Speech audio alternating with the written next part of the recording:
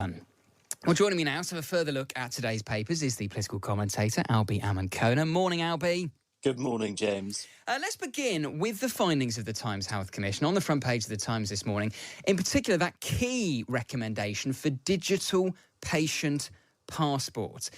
Polling for the Times, done by YouGov, suggests 81% of the public support that proposal. What about you? I mean, I absolutely support the proposal. I think a lot of listeners and a lot of readers of the Times might be quite surprised that something didn't exist like this already. Well, perhaps if they hadn't been to a hospital recently or been to a GP recently and actually experienced how inefficient the data processing within the National Health Service is. And I think one of the most shocking lines from this story for me, James, is that the Commission actually found that 10% of hospitals have their data processing, which is entirely paper-based. 10% of UK hospitals in the 21st century are entirely paper-based. This is absolutely shocking. And I mean, also just on the system front of things, on the hospitals that do have digital systems, there are about between 40 to 60 different types of electronic patient records within the NHS. This is just completely inefficient. Now, when we move things from paper to digital, of course, that adds an element of risk to the system because there's, of course, a cybersecurity risk, and that data would be very valuable to people that maybe were bad actors. But ultimately, I believe that the efficiencies that can come with seamless data processing and data storage within the NHS, both for the hospital trusts and the patients, can only be seen as a good thing. So I think this proposal makes sense. I think it's a good point you raised, though, Albie, about the risks of having everyone's NHS data in one presumably supercomputer system. And I had a message earlier from Andy saying, well, it would be great as long as Fujitsu aren't running it. And I know he kind of means that as a joke, but there's a fair point there that we know we've spoken a lot in recent weeks about where computer systems can go wrong. And both from a cybersecurity point of view, but also from a kind of administrative point of view, are there big risks here? Of course, there is always an element of cybersecurity risk when you move from traditional data storage methods to more modern digital data storage methods. But we've never looked at technological process and looked at one risk and said, oh, therefore we shouldn't ever progress in this area. As I mentioned before, I think that the benefits that come from having a seamless data processing system within the NHS, where all the doctors that you will ever see, if you go into hospital in a different part of the country from where you normally go to hospital, or you get injured somewhere which isn't outside your local GP, so you don't go straight in, any doctor can just have a look at your medical records. Because at the moment, James, I don't know if you've ever been to hospital or have been to hospital recently, but what happens when you go to hospital is you have to be asked about your medical records. There is no way that they can find out immediately when you go there what has happened to you before. They have to ask you. And then if they want something more detailed, they speak to your GP or they speak to your family. Now, that, for me, just seems absolutely bonkers. And actually, if you had this centralised data record system, some of those inefficiencies could be improved. What about some of the other recommendations from the Commission? I mean, one I found particularly interesting is this idea of writing off student loans for frontline staff who stay in the NHS. So doctors, nurses, midwives. There's obviously a massive issue with retention of staff in the NHS at the moment, many of them travelling to places like New Zealand where the pay is much better. If you promise to write off their student loans, either partly or entirely, would that help with retention?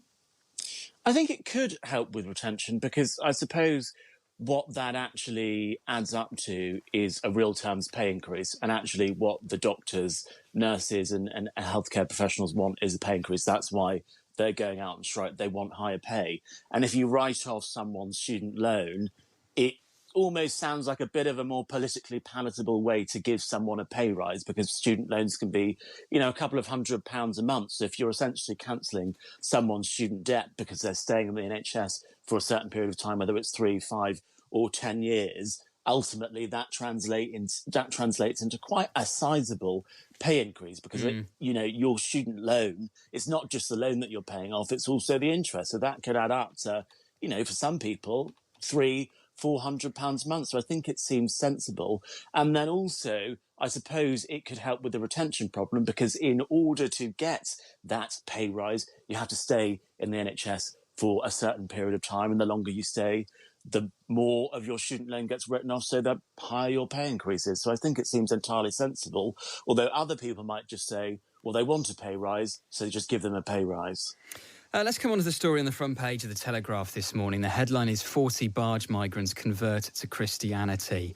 This is the report that 40 asylum seekers on the Bibi Stockholm barge are converting to Christianity amid growing fears that migrants are claiming to have changed their religion in order to stay in the country. Now, of course, Albie, this follows the case of Abdullah Zaidi, the alleged Clapham chemical attacker who was granted asylum on the basis of converting to Christianity despite being a convicted sex offender. He is still on the run.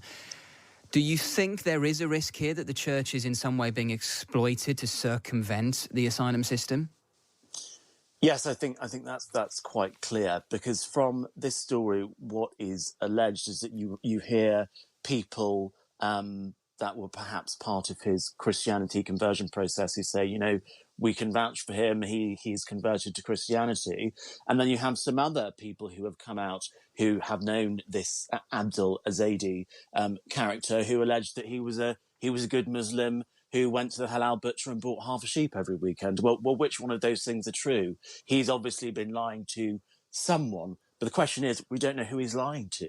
Now, in an official sense, he has converted to Christianity in order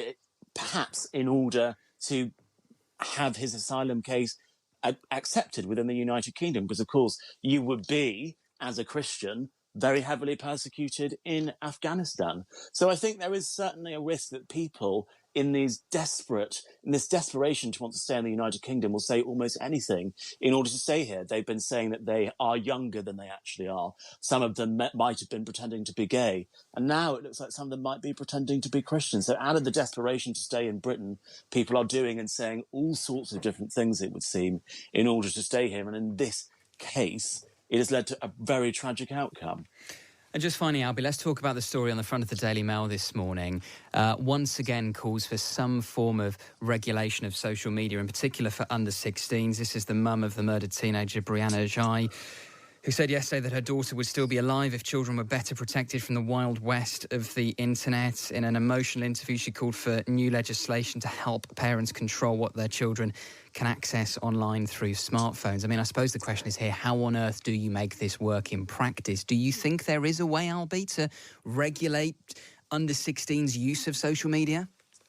I think there is. I think we often think about these things being a lot more harder to do than they actually are.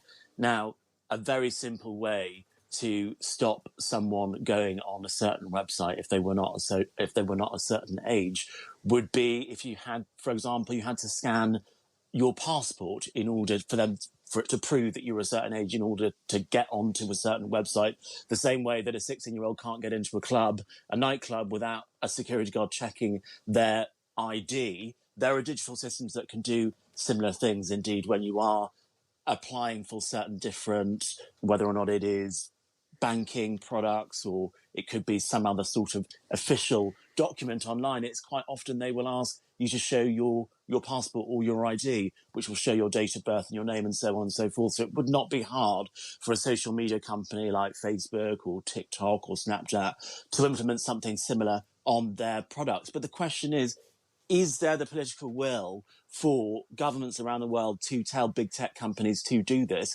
Because, of course, those revenue streams that come from advertising to younger people are quite huge. But unless there is a political will, it's not going to happen. I think one interesting thing to say, though, James, is that if the government does bring in something like this, literally just when the Online Safety Act has been brought into force, are they admitting that the Online Safety Act was completely pointless? So why weren't we looking at this before, if that's ultimately what we wanted to do? That's a very interesting point. Albie, always appreciate your time. Thank you so much.